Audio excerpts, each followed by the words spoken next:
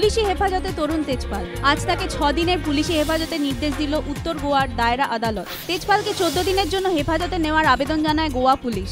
এর তীব্র বিরোধিতা করেন তেজপালের আইনজীবী। দুপক্ষের বক্তব্য শোনার পর বিচারক তরুণ তেজপালকে 6 দিনের পুলিশি হেফাজতে নির্দেশ দেন। তাহেলকার তরুণী সাংবাদিককে ধর্ষণের অভিযোগে সম্প্রতি তরুণ তেজপালের বিরুদ্ধে মামলা রুজু করে গোয়া পুলিশ। এরপরই আদালতে আগাম জামিনের আবেদন করেন তাহেলকার প্রাক্তন সম্পাদক।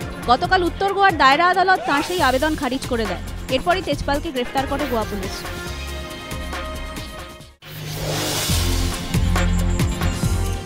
শনিবার মধ্যরাতের পর পৃথিবীর মায়া কাটিয়ে মঙ্গলের দিকে উড়বে ইসরোর মঙ্গলযান। রাত 12:49 চালু হবে মহাকাশযানের ইঞ্জিন। ঘড়ি ধরে 1300 সেকেন্ড চালু থাকবে তা। তারপরে প্রয়োজনীয় গতিবেগ অর্জন করে মহাকাশযান বেরিয়ে যাবে পৃথিবীর কক্ষপথ থেকে। কথা হচ্ছে কতটা গতিবেগ তার দরকার হবে সূর্যের চারিদিকে উপবৃত্তাকার কক্ষপথে স্থাপিত হতে। এ নিয়ে এখনো চুলচেরা হিসেব চলছে। মোটের ওপর যা বেরোচ্ছে তাতে পৃথিবীর কক্ষপথ থেকে বেরোতে গেলে পৃথিবীর বার্ষিক গতির বেগ অর্থাৎ সেকেন্ডে 29.5 কিলোমিটারের বেশি গতিবেগ চাই তার। সূর্যের চারিদিকে এই উপবৃত্তাকার কক্ষপথে চলে গেলে 2014-24 সেপ্টেম্বর তা মঙ্গলের অভিকর্ষজ ক্ষেত্রের মধ্যে আসবে। তখন মনের সুখে লাল গ্রহকে অধ্যয়ন করতে পারবে ইসরোর মহাকাশযান। মহাকাশযানে আরেকটি challenge, Van Allen radiation belt পেরোনো। এটি আসলে একটি তেজস্ক্রিয় কণার ফিতে। পৃথিবীর মায়া কাটিয়ে ভ্যান অ্যালেন রেডিয়েশন বেল্ট অতিক্রম করলে আমেরিকা, ইউরোপীয় ইউনিয়ন আর রাশিয়ার পর চতুর্থ নাম হিসেবে মঙ্গল অভিযানের তালিকায় আসবে ভারতও। মনে রাখতে হবে এই অভিযানে আগেই ব্যর্থ হয়েছে চীন, জাপানের মতো উন্নত দেশ। সেদিক থেকে বিরল কৃতিত্ব অর্জনের সুযোগ ইসরোর সামনে। গত 5ই নভেম্বর শ্রীহরিকোটা থেকে উৎক্ষেপিত হয়েছিল মঙ্গলযান। তারা নেই, কিন্তু তারা আছেন, ঠিক যেন রূপলী পর্দার অশরীরীর দল।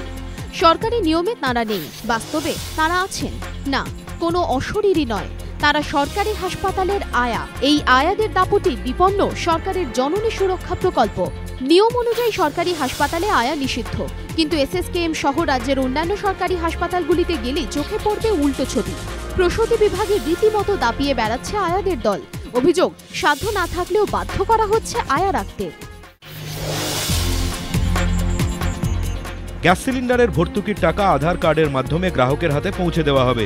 কেন্দ্রীয় সরকারের এই সিদ্ধান্ত কার্যকর করতে দেশের বিভিন্ন রাজ্যের 289টি জেলাকে বাছাই করা হয়। প্রকল্পের চতুর্থ পর্যায়ে পশ্চিমবঙ্গে 1 নভেম্বর থেকে কলকাতা, হাওড়া এবং কোচবিহার জেলায় সিদ্ধান্ত কার্যকর শুরু হয়। নিয়ম অনুযায়ী কলকাতা, হাওড়া এবং কোচবিহারে 1 নভেম্বর থেকে 3 মাস অর্থাৎ 31 জানুয়ারির মধ্যে আধার ভিত্তিক গ্যাস ভর্তুকি চালু হয়ে যাবে। 31 জানুয়ারির মধ্যে কোনো গ্রাহকের আধার কার্ড সংশ্লিষ্ট গ্যাস ডিলার এবং ব্যাংকে নথিভুক্ত না হলে তিনি ভর্তুকি পাবেন না।